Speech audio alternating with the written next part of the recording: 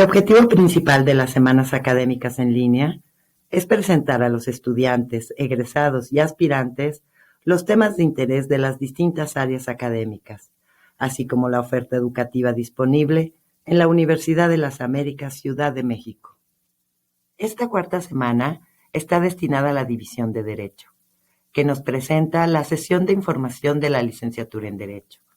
Les damos la más cordial bienvenida y los dejamos con la maestra María Cristina Sola.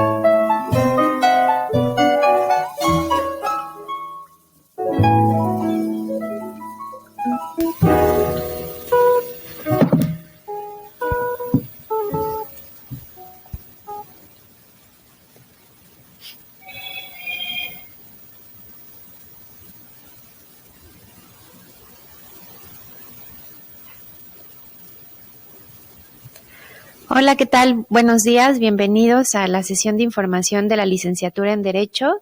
El día de hoy estoy acompañando a la maestra María Cristina Sola, coordinadora de la licenciatura y de la División de Derecho. Mi nombre es Gabriela Maldonado, directora de Planeación de la Universidad de las Américas, y como ya lo mencionamos, hoy estaremos en la sesión de información de la licenciatura en Derecho. Antes de dar inicio, te quiero dar la bienvenida, maestra. Gracias. Muchas gracias. No, gracias por la invitación. Es un gusto estar con ustedes, es un gusto poder compartir, sobre todo en estos momentos en los cuales estamos a distancia. Es un gusto que nos podamos ver, aunque sea en estas modalidades. Claro. Maestra, y si le parece bien, antes de entrar a detalle a la licenciatura, contextualizar un poco qué está pasando con el derecho y el COVID. ¿Qué forma está tomando ahora la justicia derivada de las afectaciones por la crisis? Bueno, ¿qué es lo que estamos notando? Un poco que los derechos y obligaciones de los ciudadanos, pues, no están claros. Estamos viviendo una situación atípica que está generando que se llenen algunas lagunas y huecos que existen, que las leyes no están cubriendo porque estamos ante una situación atípica que no se había presentado anteriormente. Y bueno, las distintas áreas del derecho pues han tenido distintas afectaciones derivadas de las circunstancias en las que estamos viviendo. Usted nos ampliaría ahorita la información, pero lo que podemos vislumbrar básicamente, bueno, en derecho laboral estamos viendo reducción de los salarios, las modificaciones en las modalidades de trabajo, bueno, en los despidos injustificados, que en algunos casos ha sido necesario por el cierre de las empresas, que les ha impactado la crisis económica de forma importante. En el derecho familiar, pues los huecos que hay en la seguridad social, la atención de las víctimas de violencia familiar, el fortalecimiento de las instituciones dedicadas a la atención de estos casos y, por supuesto, el derecho a la salud, ¿no? El derecho a la salud que están teniendo los ciudadanos están también viéndose afectados en la atención de algunas otras enfermedades distintas del COVID, el desabasto de algunos medicamentos, hasta dónde llegan los derechos y las obligaciones de los ciudadanos ante esta situación del COVID. Y Y por supuesto, bueno, la aceleración de la digitalización de los procesos y las actividades legales en México, ¿no? Maestra, usted experta en estos temas. Gracias, Gaby. Pues, ¿qué nos puede comentar? Procuraremos darles un poquito de luz en esto, espero que así sea. Como es conocido para todos nosotros, esto nos agarró con los dedos en la puerta, valga la expresión. Es decir, no estábamos preparados para ello, no teníamos ninguna preparación. Y cuando llega esta epidemia, pues algunos gobiernos creyeron que iba a durar 1 o 2 meses a lo sumo, y entonces empezaron a dar medidas, que es el caso de México, medidas a corto plazo. La primera medida que se dio fue el cierre de las actividades no esenciales. Esto fue en marzo. En marzo mismo se tuvo que dar nuevas medidas porque se empezó a ver que esto no era a tan corto plazo, que lo íbamos a tener a largo plazo. Y así el gobierno federal y los gobiernos estatales empezaron a dar medidas para, de alguna manera, paliar, y se hicieron comunicados, decretos y demás, en los cuales se señalaba los cierres de las actividades no esenciales o la reducción en dichas actividades no esenciales y los lineamientos que se iban a seguir a efecto de ir paliando esta crisis. Sin embargo, estos señalamientos para paliar la crisis para nosotros los ciudadanos en ningún momento han sido obligatorios. Han sido simples recomendaciones que tendríamos que seguir.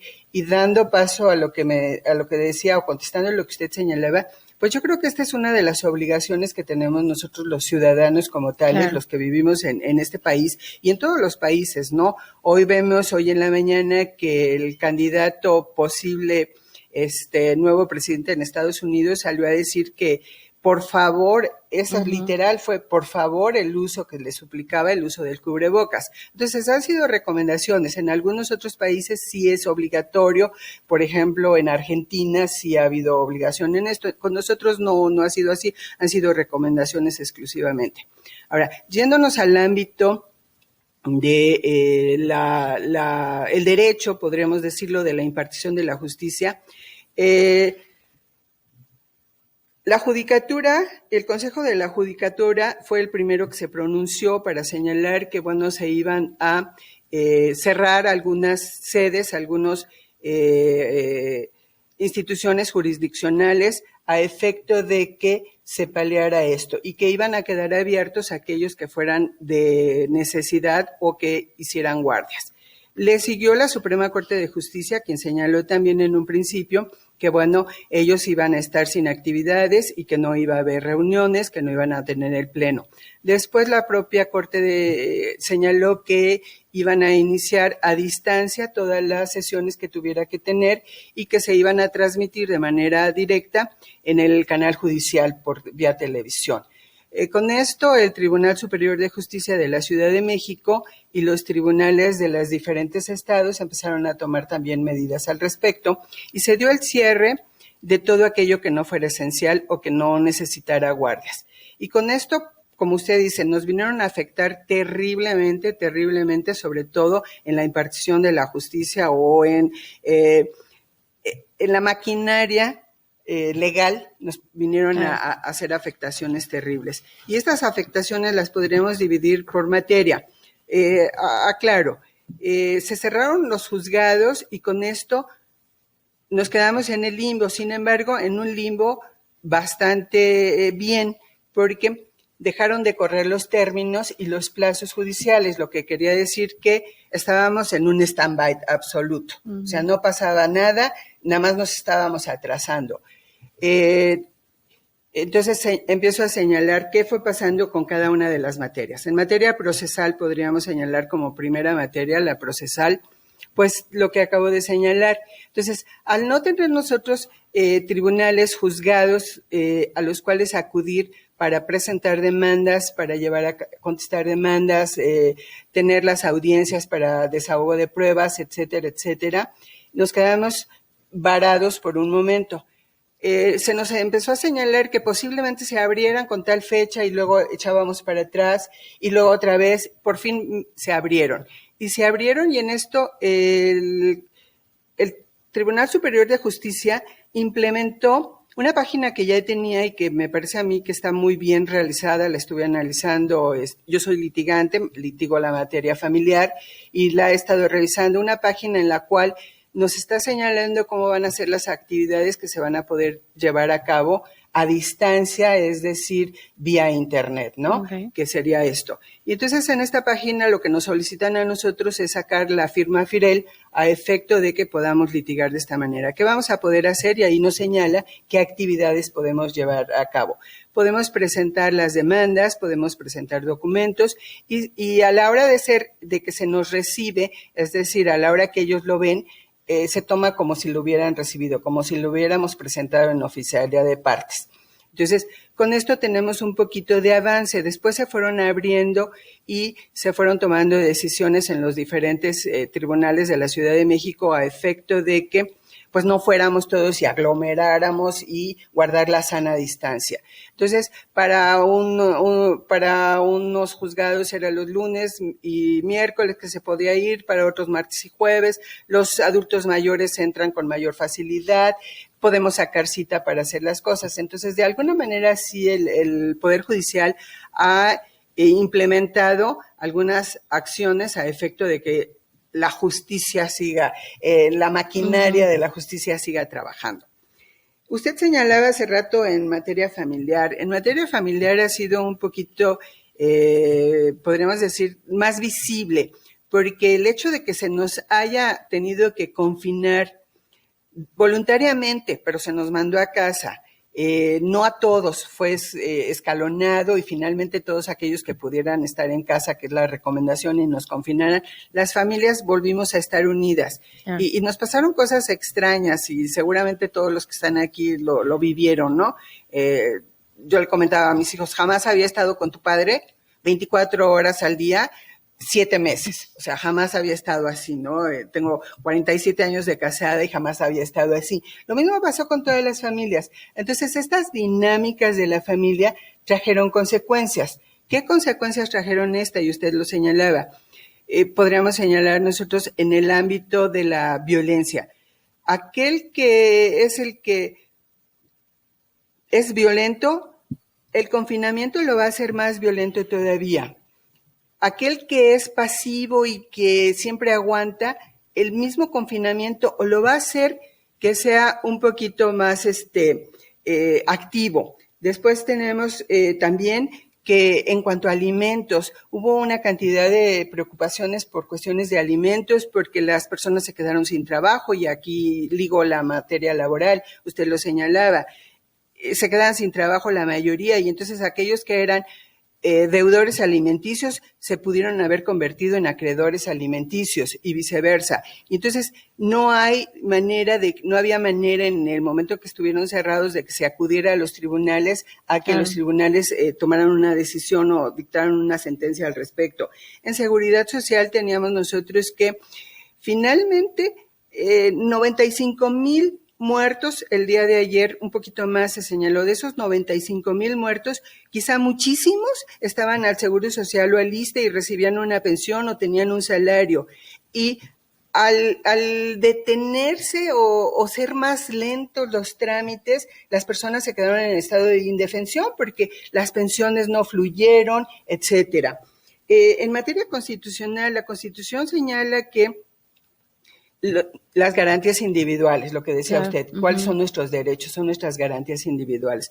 Y en materia constitucional, nosotros vemos que tenemos educación, derecho a la educación, y la misma educación tendría que ser de la manera que era tradicional, porque la misma Constitución señala que las aulas o los sitios donde se imparte la educación primaria, secundaria, preparatoria, es la más importante, y salimos de aulas todos y platicábamos con algunos compañeros abogados que no ha sido lo mejor en cuanto a la educación. Acceso a la información, podríamos señalarlo. Nosotros tenemos derecho a la información, el acceso a la información, y nos las han dado en cuentagotas en la pandemia. Nos han, que encontramos que los medios dicen una cosa, el vocero del presidente o el propio presidente o el subsecretario de Salud dicen otra cosa con respecto a la pandemia. Entonces, el acceso a la información, yo digo que no ha sido la adecuada. Y nos vamos a la educación. Pues yo creo que lo hemos vivido todos quienes somos maestros, quienes somos padres, quienes somos alumnos, esta situación tan difícil que tenemos en la educación. Y la educación del derecho o la impartición de las materias y de las licenciaturas en derecho no ha sido exenta en esto. Y aquí nosotros, la Universidad de las Américas y la División de Derecho de la Universidad de las Américas, nos dimos a la tarea de hacer un análisis profundo de qué estaba pasando con nuestras materias y cómo las estábamos impartiendo. Y nosotros nos dimos cuenta que las materias que son procesales, pues tienen que tener un tratamiento diferente ahora que estamos en pandemia, porque pues nosotros tenemos aquí en la universidad, contamos con una sala de juicios orales, en la cual se llevaban a cabo simulación de juicios, de audiencias, en materia fiscal, administrativa, laboral, civil, mercantil, incluso las materias de derecho norteamericano, que son materias prácticas también. Entonces, ¿qué vamos a hacer ahora o qué estamos haciendo ahora? Ahora las estamos haciendo a distancia, es decir, por medio de las plataformas que han sido la salvación para la educación, las plataformas. Y con esto estamos llevando a cabo, y la vamos a seguir haciendo así, el maestro titular de la cátedra tendrá que elaborar su proyecto para llevar a cabo y supervisarlos para que los alumnos sigan haciendo las prácticas, porque al no poder ir nosotros a juzgado a ver estas prácticas, al no tener el salón de juicios orales o la sala de juicios orales, pues nos lleva a que tenemos que innovar y que llevar otras cosas. Ahora, me voy a mi carrera de Derecho, ya que estamos con esto, pues le entramos a la carrera de Derecho, por supuesto. La Universidad de las Américas tiene un programa de lo más avanzado que pudiéramos señalar nosotros. Somos de 4 años exclusivamente y podemos ver que los primeros 4 semestres se imparten en la mañana, los segundos 4 se imparten en la tarde. ¿Con qué propósitos son los que se impartan en la tarde? Los últimos es con el propósito de que los alumnos empiecen a trabajar. Claro. De hecho, tendrían que hacer sus prácticas o su servicio social, los que ya están por terminar la carrera, y entonces darles esta oportunidad. ¿Qué bondades tiene mi carrera y que se las puedo decir yo a ustedes? Para mí las bondades máximas que tiene la carrera es que, por un lado, estamos impartiendo materias de derecho norteamericano a efecto de que al final de la carrera ellos obtengan su bachelor. Con esto les estamos dando a ellos las posibilidades y las herramientas para que terminen estudios en Estados Unidos o trabajen en despachos corporativos aquí en México, que estos despachos corporativos seguramente estarán trabajando con empresas transnacionales y que la mayoría de ellas van a hacer el litigio y el trato va a ser en inglés y van a tener que llevar todo esto. ¿Qué otras bondades tenemos nosotros? Los procesales. Desde el primer semestre hasta el último semestre tenemos materias procesales. Estas materias procesales iniciamos con iniciación a la práctica jurídica y terminamos, la última es, en octavo semestre, es práctica procesal, fiscal y administrativa. Entonces, recorremos todas las prácticas durante la carrera. Una vez que mis alumnos terminan su carrera, ¿hacia dónde van? ¿Qué posibilidades tienen? ¿Cuál sería mi perfil de egreso? ¿Qué pueden hacer ellos? Primero, ¿qué necesitan para estar en mi universidad? Y me regreso un poquito. ¿Por qué estudiar Derecho? ¿Qué te va a dar el Derecho? ¿Qué necesitas para estar en Derecho? Hay una reflexión que yo siempre les hago a mis alumnos y se las voy a hacer brevemente a ustedes cuando... El Derecho lo necesitamos desde antes de nacer y hasta después de muertos. Hoy por hoy, las mujeres pueden tomar decisiones si tienen un hijo o no lo quieren tener. Suena fuerte, pero así es. Y al final de la vida tenemos nosotros las sucesiones. O sea, desde antes de nacer y hasta después de muertos necesitamos el derecho. ¿Y qué mejor que tener un abogado, que ser un abogado que conoce de todo esto, pasando por derecho corporativo, derecho laboral, derecho mercantil, civil, familiar, propiedad intelectual, derecho ambiental, etcétera, ¿no? Yo creo que cada uno nos vamos a ir dando cuenta en el transcurso de la estadía en la universidad de qué es la materia que nos gusta y cuál. Porque a veces románticamente me dicen ellos que, hacer justicia, vemos tantas injusticias. Pues quizás sí, para muchos esto sea muy importante y lleguemos a ser jueces y lleguemos a ser magistrados, pero para otros es más importante a lo mejor el medio ambiente, pero a lo mejor la familia o los contratos o las empresas, etcétera. Entonces, con esto vamos a ver nosotros. El alumno sale ¿con qué? El alumno que sale de la universidad tiene la posibilidad, tiene la capacidad de entrar a trabajar en cualquier medio, en la Cámara de Diputados, en la de Senadores, en la Corte, si nos hablamos del Poder Judicial, en juzgados federales, en juzgados locales, pero en el ámbito, ser abogado y poner un despacho como abogados es un gran reto, pero que además no necesitamos de nadie, no necesitamos de una empresa, no necesitamos de alguien que nos... Podemos ponerlo independientemente y entonces esto nos abre posibilidades a no depender de otros. Pueden ellos interpretar contratos, leyes, tratados, trabajar, litigar. Tiene infinidad de posibilidades, mis egresados, Gaby. Un programa sin duda muy completo y que les da una amplia posibilidad de inserción positiva a los egresados de la licenciatura. Y bueno, simplemente la maestra fue muy completa con su explicación y yo nada más complementaría la parte que usted también mencionó en cuanto al bachelor, que por la acreditación de la universidad ante la Southern Association of Colleges and Schools, al terminar el programa, los egresados obtienen el diploma de Bachelor in Legal Studies y el título de licenciatura en Derecho. Me parece importante también comentarles que durante esta etapa de contingencia estamos llevando a cabo el proceso de admisión de forma no presencial.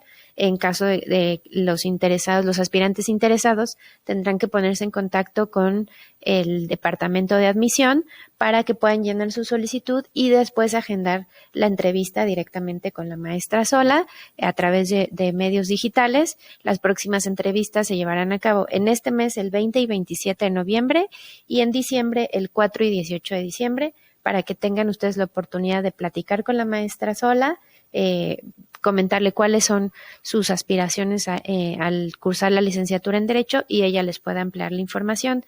También en los comentarios vamos a dejar los datos de contacto de la maestra para que puedan ponerse en contacto con ella. Maestra, si le parece bien, pasamos a leer las preguntas que tenemos. Claro, sí, con mucho gusto. Ojalá las podamos responder y que lo saquemos de dudas.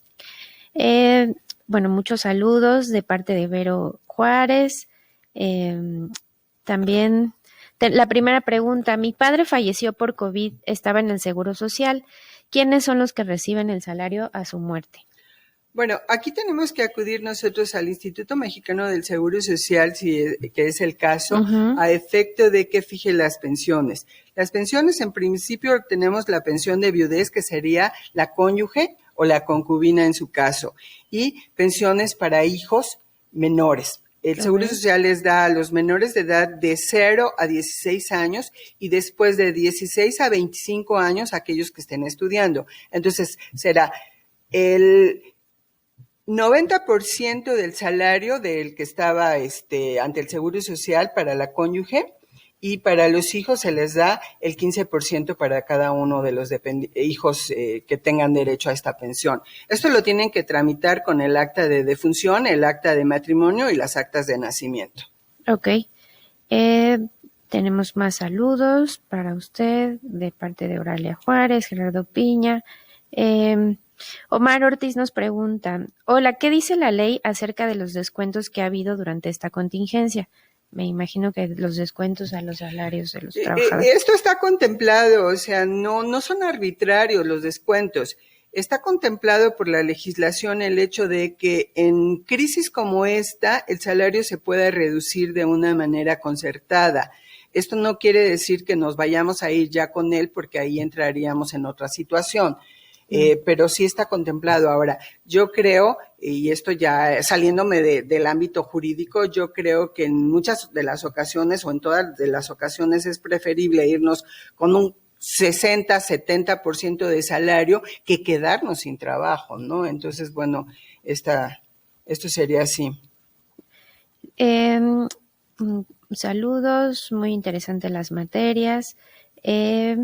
Una pregunta respecto al programa. ¿Aceptan alumnos de otras universidades? ¿Cuál es el proceso? Sí, nosotros somos una universidad inclusiva y con ello, ¿qué quiero decir? Que aquellos que por alguna situación, la que ustedes quieran, no voy a poner ningún ejemplo, no estén, ya no quieran continuar en la universidad en la que están, vengan a la de nosotros y hacemos un proceso de revalidación. Y en este proceso de revalidación vamos a ver qué materias ya justamente nosotros las tomamos como que ya las acreditaron, las revalidamos y les hacemos un plan a efecto de que terminen la licenciatura aquí con nosotros. Perfecto.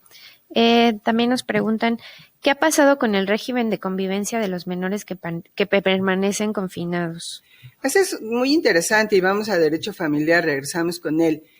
Por cuestiones de pandemia, quien tenía la guardia y custodia de los menores en un divorcio o cuando no había matrimonio, cuando los papás fueron a los tribunales a solicitar el régimen de convivencia y la guardia y custodia, quien esté con el papá que tiene la guardia y custodia, los menores seguirán ahí y las visitas que se tenían, pues ya tendrán que ponerse de acuerdo con ellos. En este momento la mayoría, y lo digo por algunos clientes que me preguntaron a mí, oiga, es que mi esposa no me lo quiere prestar porque dice que no me lo puedo llevar, porque aunque es mi semana que me toca o mi fin de semana que me toca, porque ella lo tiene resguardado aquí. Yo creo que nos tendríamos que poner de acuerdo con esto. Sí podríamos nosotros acudir a los juzgados familiares a efecto de señalar que no se está cumpliendo con el régimen de convivencia, pero yo creo que es muy importante en estos momentos ser muy solidarios y ver, proteger al menor. Yo creo que lo más importante es el menor.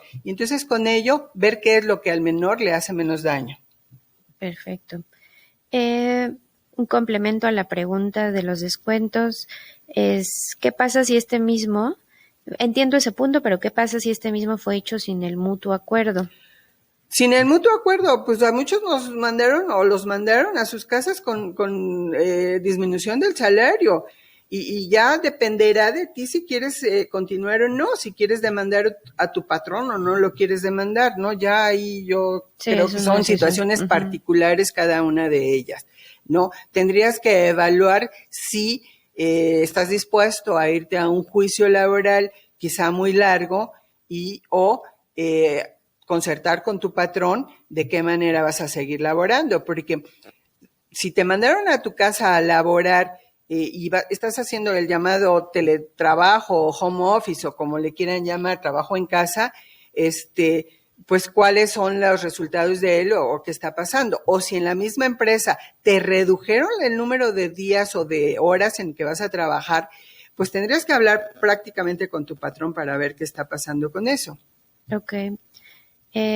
Bueno, saludos, maestra, muchos de sus fans. Un saludo, maestra Eduardo Graue, egresado. ¿Qué nos puede platicar sobre la inserción laboral de es otra pregunta, los egresados de la UDLA, ¿dónde trabajan? ¿Dónde pueden trabajar?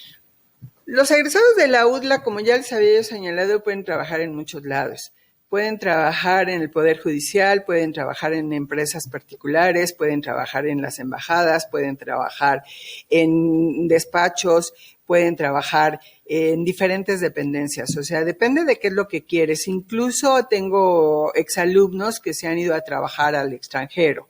Entonces, depende de cuáles sean tus aspiraciones, a dónde quieras llegar. Yo creo que dependerá de ti qué quieres, pero yo creo que en cualquier ámbito del derecho puedes salir y trabajar. Perfecto. Un caluroso saludo para la maestra. Excelente aportación de la maestra Sola y me parece que ya no tenemos más preguntas. No sé si tenga algo más que quisiera. Pues no sé, nada más señalarles a todos aquellos que estén interesados en cursar la licenciatura en Derecho, que somos su mejor opción. Que puedan hablar con nosotros, con muchísimo gusto les puedo dar todas las explicaciones que necesiten y con mucho gusto vía plataforma o algún medio digital platicamos y verán que los convenzo. Muchas gracias y agradecemos a todos que se hayan conectado con nosotros a esta sesión. Los esperamos el próximo jueves a las 11 de la mañana tendremos una conferencia con la maestra Alejandra Sánchez Medina sobre violencia familiar. Ella es experta en derecho familiar y bueno, nos estará platicando esta situación que ya hemos mencionado del confinamiento y las familias. Sí, no falten, por favor. La conferencia va a ser muy interesante y es lo que más le ha pegado en este momento a las familias, la violencia. Entonces, los espero por aquí el próximo jueves. Muchas gracias, maestra. Nos vemos el jueves. Gracias a ustedes, que estén muy bien.